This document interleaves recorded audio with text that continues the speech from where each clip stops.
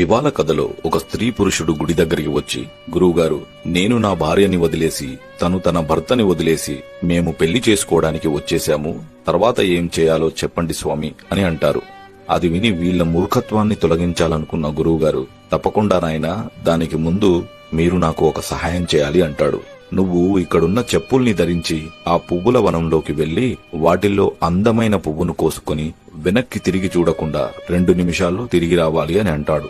అలాగే అని తన చెప్పులు విడిచి కొత్త చెప్పులు ధరించి వనంలోకి వెళ్లిన అతను ముందుకు వెళ్లే కొద్దీ ఈ పువ్వు కంటే మరో పువ్వు బాగుందని, మరో పువ్వు కంటే ఇంకొక పువ్వని వెళుతూ వెళుతూ చివరికి ఏ పువ్వు కోయకుండా సమయం దాటాక తిరిగి వచ్చి, క్షమించండి గురువుగారు, ఈ చెప్పులు కొత్తవి కాబట్టి ఆలస్యమయ్యింది, అదే నా చెప్పులుంటే బాగుండేది అని అంటాడు. గురువుగారు, బాబు, వనంలో అన్ని పువ్వులు ఉన్నా నీ మూర్ఖపు ఆశ వలన ఏ పువ్వు కోయలేకపోయావు.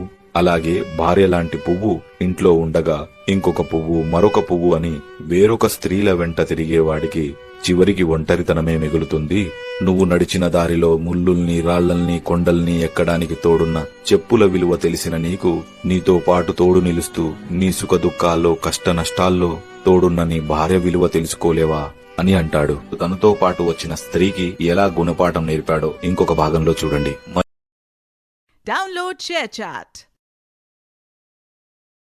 Download ShareChat.